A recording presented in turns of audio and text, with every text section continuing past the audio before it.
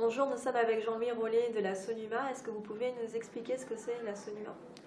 Bonjour, eh bien, la Sonuma c'est une société belge, toute jeune société qui a été créée début 2009, donc nous avons à peu près un peu plus de 4 ans et demi.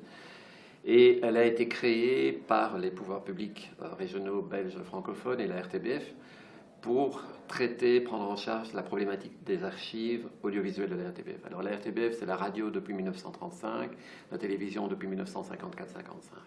Au total, un nombre d'heures estimé à peu près 200 000 heures, et nous allons traiter entre 120 et probablement on va arriver à 140 000 heures qui seront numérisées d'ici, je dirais, dans les 3 prochaines années.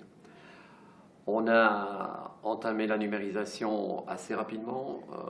Dès 2010, on a lancé les premiers marchés. Aujourd'hui, on a à peu près 80 000 heures qui sont numérisées et stockées sur notre robotique d'archivage. Et on va lancer maintenant les prochains marchés qui sont les gros marchés de films, 16 mm principalement, qui sont les marchés qui sont les plus consommateurs de financement. Alors la particularité de la Sonuma, c'est que c'est une société anonyme. Alors une société anonyme, c'est quoi? Ce sont des actionnaires qui se mettent autour de la table et qui investissent pour un objet social qui est, dans notre cas, la numérisation, la préservation et la valorisation des archives audiovisuelles de la RTBF pour commencer. Autre particularisme, c'est que c'est un équilibre, je dirais, au niveau de l'actionnariat entre la région wallonne et la RTBF.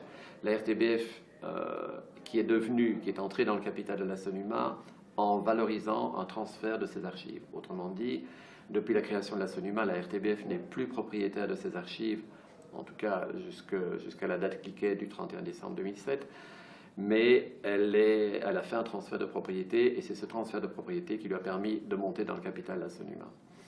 Alors, en termes de particularisme, je pourrais dire que la Sonuma, c'est une petite société, c'est une vingtaine de personnes, organisées en 4 équipes, une équipe opérationnelle, une équipe IT, une équipe éditoriale et une équipe commerciale et juridique.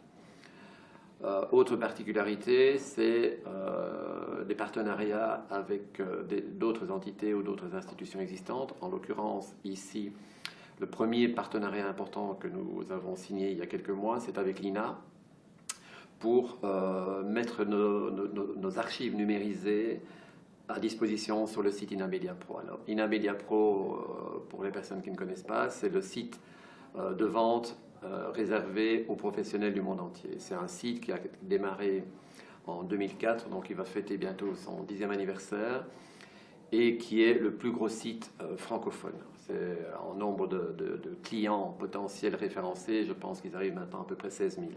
Alors pour vous donner pour faire comprendre tout de suite l'intérêt pour la Sonuma de monter sur un tel site, c'est très simple. La Sonuma actuellement a 400 clients professionnels référencés, l'INA 16 000, 416 000. On n'a pas besoin de donner beaucoup de chiffres pour comprendre que le potentiel est très intéressant. En termes de partenariat, nous faisons des partenariats avec pas mal d'autres fonds, en Belgique aussi, des fonds moins importants jusqu'à présent.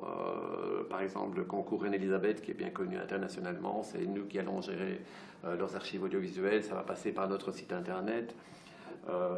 Par exemple, en France, l'INA gère le fonds des 24 heures du Mans, mais nous allons gérer aussi le fonds de la Formule 1 Francorchamps, toute une série de fonds que nous ajoutons et qui vont graviter. Et l'objectif, c'est d'élargir la base d'intérêt du fonds. Merci beaucoup.